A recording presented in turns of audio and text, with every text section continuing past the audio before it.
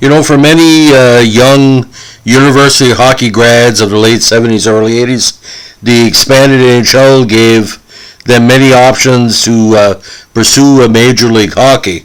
Now, this native of Montreal, Quebec, had talent to burn and was extremely dedicated to his sport after several years in the NCAA as one of the top players of his generation. He became eventually the fifth black player in history to make the NHL, but it didn't work out with the Nordiques, but Nordiques were going through a lot of players at the time. He was just caught in a numbers mix, had an okay minor pro career, and doesn't dissuade his impact of the game, especially his overall presence as one of the most literate and one of the most intelligent athletes of his generation, and also his brother, who was a noted broadcaster. Now, today we're going to be talking about the great Bernie Saunders. Now, Bernie Saunders, again, born Montreal, Quebec, June 21st, 1956, 5'10", 174, played mostly on the wing on the right side because of his right shot, and he eventually made the NHL with the Quebec Nordiques for parts of 2 seasons. Now, he came to major prominence, of course, with a stellar career with Western Michigan University of the CCHA. Now, over 4 seasons, he put up some tremendous numbers, more than a point a game pace. Best campaign for a lot of people who was following his career was 78, where he had 51 points in 33 games. Now, he remained undrafted. He was 23 when he had his last year in Western Michigan, and played with the Kalamazoo Wings of the IHL at the end of the 79 season after his last eligible year. He eventually graduated, no pun intended, to Syracuse Firebirds and the Cincinnati Stingers of the AHL and the CHL, putting up 36 goals in 67 games, which allowed him to be called up to the Nordiques in their inaugural season. So he was an original Nordique of the new not say the new franchise, but the merged franchise. Now, in 81, he played 6 games in Quebec, got his first NHL point with 1 assist. 81, he also spent some good time with Nova Scotia, putting up 38 points in 69 games. 82 to 84, he was mostly with Kalamazoo. Best season with Kalamazoo was 82, where he had 75 points in 70 games. Now, born in Montreal, he did move to Toronto when he was a toddler. Now, he returned to Quebec as a teenager and spent most of his high school at the H.S. Billings High School in Chateauguay. Now, the Saunders family moved back to Toronto area his senior year of high school, and Bernie graduated from Ajax High School in Ajax. And he started playing junior hockey in Ontario, where he had his best, what they call development years, but also experienced his first racism on the ice. Now, at that time, there was only literally a handful of players, black players, that made the NHL. Bill Riley from the Maritimes, Mike Marson, Willie O'Ree, and the great Tony McKechnie. So it was a rough go for him at times. And being a very, very literate guy, I saw him in media reports saying, I'm just here to play. I'm not here to have politics played on me. Now, while in Chateauguay, Saunders and his brother John played junior B hockey for the Chateauguay Wings under the tutelage of Jacques Demers, who would then go on to coach in the WHA and NHL. Now, when the family moved to the Toronto area, Bernie played for the Pickering Panthers in the Metro Junior B League for 2 years under noted head coach Sherry Basson. The Panthers were a strong franchise, and several of the team went on to play for the St. Louis Billikens in the old CCHA. The Saunders brothers played college hockey at Western Michigan. Like I said, his brother going on to be a great broadcaster. And he played there along with the future New York Rangers GM Neil Smith. Now, John finished career at the Ryerson University in Toronto, where he was an Ontario University Athletic Association All-Star for the Rams. He finished his WMU career with 76 goals, 78 assists, and 154 points in 4 seasons. leading WMU in goals 3 times and twice being recognized as team's MVP. He eventually captained the WMU hockey team his senior year and was inducted into the Western Michigan University Athletic Hall of Fame in 1994.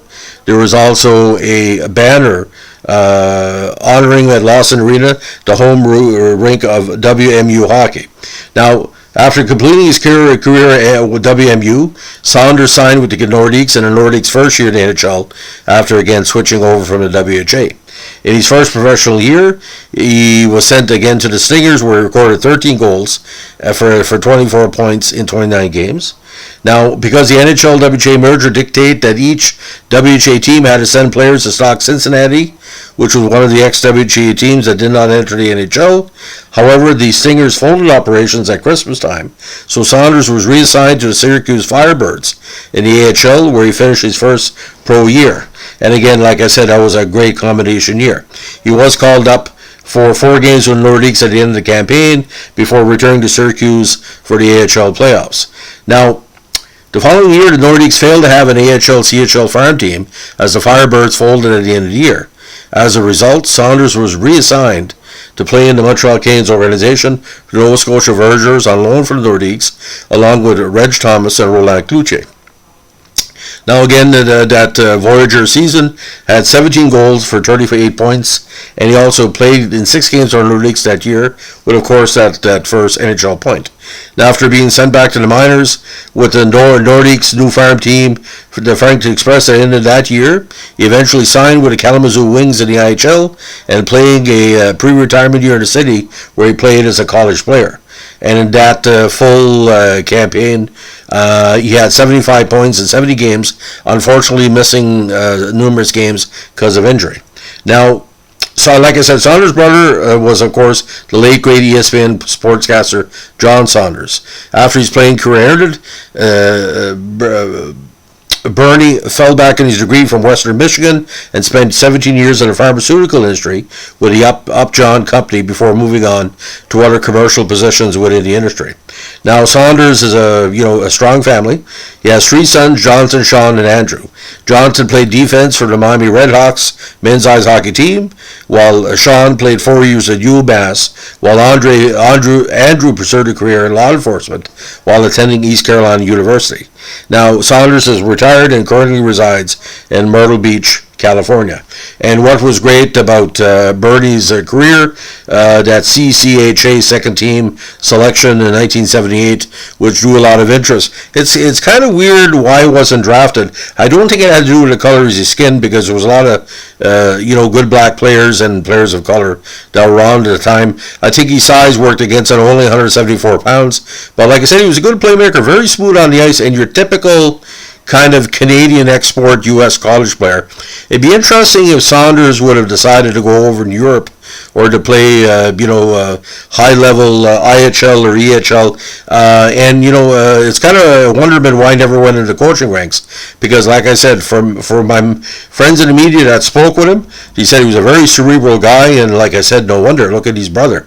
Probably one of the most underrated broadcasters of all time, who did everything. So, anyway, that's the legend of Bernie Saunders. If you like what we're doing here, give us a like, comment, subscribe, and we're going to be touching on some of the history of some of the key black hockey athletes of the late 70s, early 80s. I know with Heritage Month or Black History Month, my computer was down, so I'm kind of getting caught up with some of my podcasts, so please be patient. And takes a little bit of research to do these podcasts, because most of these players I did not cover at the time because I was still in university. So most of the players I'm going to be talking about later on, I've seen play. We're going to be talking about some of the, what do you call, the black players who also had Aboriginal blood, which is very commonplace in the Maritimes. Like in my Acadian Métis family, it crosses over with some of the the beautiful people from Nova Scotia and southern New Brunswick, our black cousins and extended family. A lot of crossover, and that's more of a heritage thing. There is some mixed ancestry, Aboriginal and black players in NHL history that I think are not talked about enough, because it's a tradition amongst black and Aboriginal communities across the Maritimes to be multi-sport, and we'll talk about how their multi-sport background led them to the NHL and to great success in their categories. Anyway, thanks for listening. Have a good evening. Bye.